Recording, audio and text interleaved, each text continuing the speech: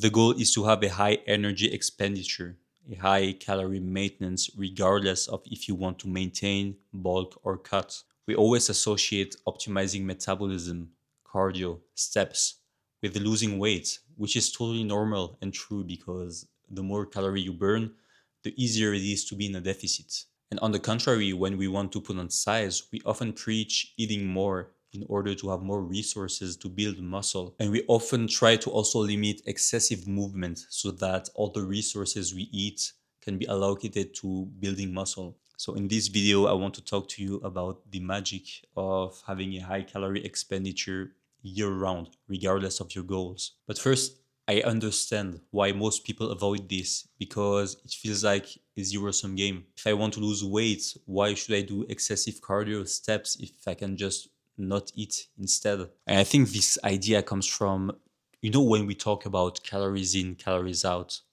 we always focus on the difference between the two to predict whether we are going to maintain, gain, or lose weight. But we do not focus on the actual numbers, which means that it's easy to think that if you eat 2000 calories a day and you burn 2000 calories a day, you are going to end up in the same exact place that if you eat 3500 calories a day and if you burn 3500 calories a day.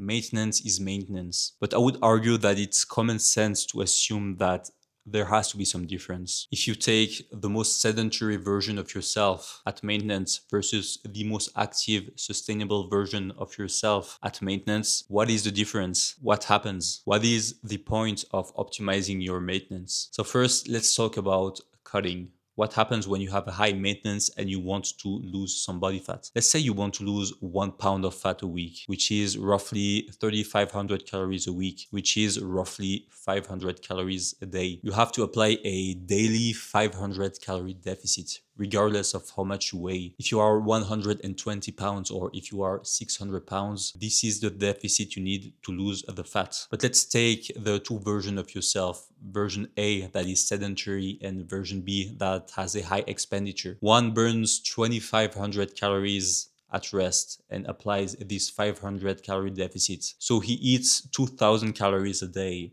which is a 20% deficit, which is quite steep. And let's take person B who has optimized his maintenance at 3,500 calories a day. He applies this 500 calorie deficit. He eats 3,000 calories a day and he has a 12.5% deficit, which is way more sustainable. Both of them are going to lose the same fat at the same speed in theory. But one, assuming he sustains his movement, his steps, his cardio that he hopefully enjoys, is going to have more resources to sustain it for longer or to apply an even steeper deficit than 500 calories a day while still having a smaller percentage, because the flat amount of excess calorie burnt is going to determine the speed at which you are going to lose weight. But the ratio between what you ingest and what you burn is going to determine roughly how hungry you are going to be. And this is what we often see in everyday life. Usually when people start to lose weight almost randomly, it's because they move cities, it's because they accidentally move more. And they do not completely compensate every ounce of energy that they use to do all these extra movements. No, they are just now in a deficit that they can sustain. Let's talk now about bulking, putting size with high expenditure. The common objection is, yeah, I want all my resources, all the food I eat going into my muscle, not wasted on cardio and steps. And there is a lot to unpack here, and I have made a video on the subject, which is controlled abundance. You can check it out. But in short, what builds muscle is not a big surplus. What builds muscle is to satisfy all the conditions that optimally help you build muscle, which are, of course, good resistance training, eating enough fats for your hormone to be in check, eating enough protein to build and repair muscle, eating enough carbs to be full of energy and to replenish your glycogen stores after a workout, and having energy to build muscle tissue from ingredients, from the protein, the water, etc. You need energy to create matter. But in order to build 1 pound of muscle, you need roughly 2,800 calories. So if you do the math and you are very generous and you assume that you can build 10 pounds of muscle in a year, which is a lot. I'm never going to get that in the rest of my lifetime.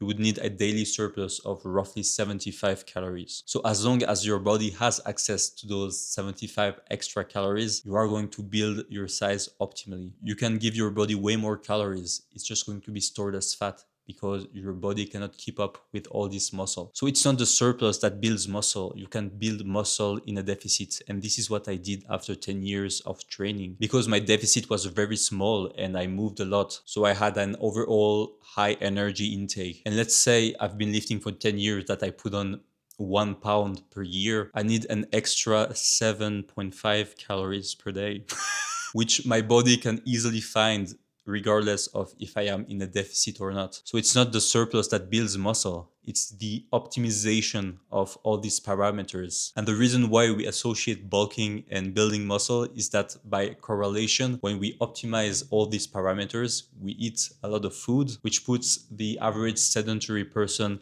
in a surplus. But it's not the bare surplus that builds muscle. This is why bulking works, but is not necessary. I think the fallacy that you need to dirty bulk in order to put on muscle is because it's just a classic textbook mismatch between causality and correlation. And because not many people have a high calorie expenditure even when bulking. But hey, this is why I make this video, because what's amazing is that you can have a relatively lean physique year round, which is amazing. Let's say you usually spend 2 to 3 months per year lean during the summer.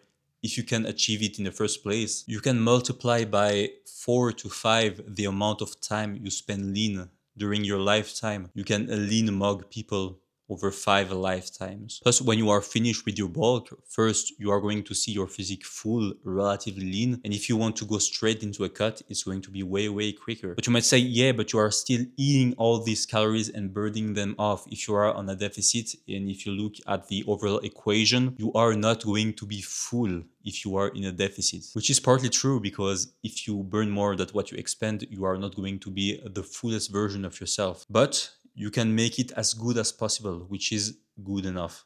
Trust me. We all know the answer, which is cardio timing. Let's say you optimize your maintenance and you decide to do cardio because it's great, it's time efficient. You don't do cardio right before you work out. Why?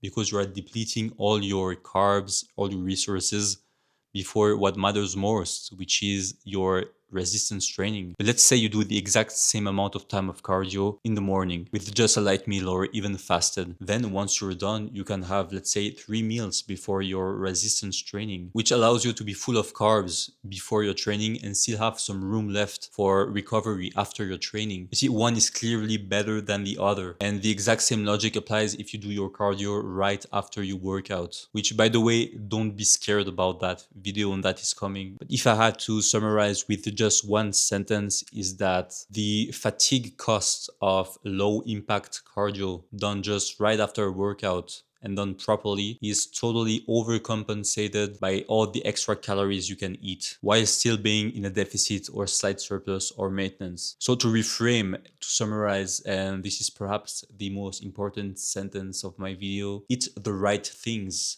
to optimize muscle growth and correct with movement. Whether you want to be in a slight deficit, maintenance, or bulk, you should be eating what is optimal and use movement to burn the excess. And the second thing that is really important is that when you eat a lot of calories, it's way easier to reach the flat amount of micronutrients that you really need. Because let's say you double the calorie expenditure that you have, you won't need twice as much vitamin C, you won't need twice as much almost every micronutrients. And micronutrients, vitamins, minerals, copper, zinc, whatever you want, all of that makes you feel good. So if you move a lot, you can eat more and have an easier time to meet all your micronutrient needs. And the last thing is that the easiest way to optimize your calories out, if you exclude movement, because you can always walk more and do more cardio, is by having more calories in. See, when you are hungry, you don't move a lot and you are quite sluggish. Whereas if you eat a lot of food, you are going to fidget more. The difference is not quite drastic. You should not put all your eggs into that basket. But hey, we'll take it. But the question is, how much should I eat? Is there a ceiling? Should I eat 10,000 calories a day and burn 10,000 calories a day? The answer is quite simple. Find the most amount of a mix between steps and cardio, which can be different from day to day, that you enjoy, that you can sustain, and that you can recover from. You can build up your capacity over time to recover from more steps and more cardio, but start slow, build up your capacity. Find whether you prefer to do only steps or only cardio or a mix between the two, or if it depends on the weather, on the seasons, on your mood. Don't beat yourself up if every day you don't meet this energy target. The goal is to have a high average expenditure during 1 week or more than that. For example, I used to do a lot of steps and almost no cardio, and today I do a lot of cardio and almost no steps because time is slightly more scarce for me today. I love cycling, the beautiful days are coming, and I can burn calories 3 times as fast when I cycle versus when I walk. But hey, maybe I will get back to walking more, who knows? And on the days where I need a rest day for cycling, I just walk more.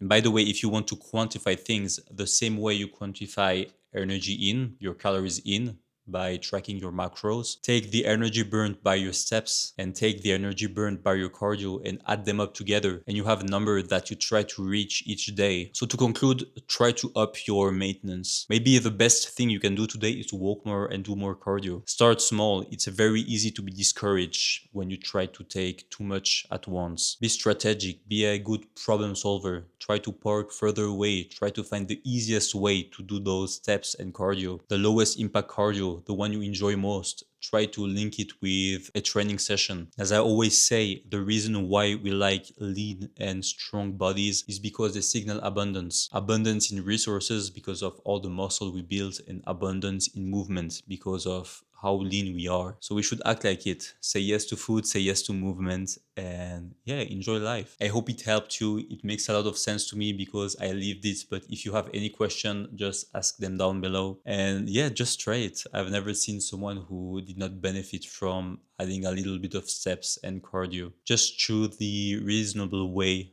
the sustainable way. Be kind to yourself. Don't take on too many burdens at once. Even if it's slightly slower, time is going to pass anyways. And before you know it, you will get what you want. Thanks for watching. See ya.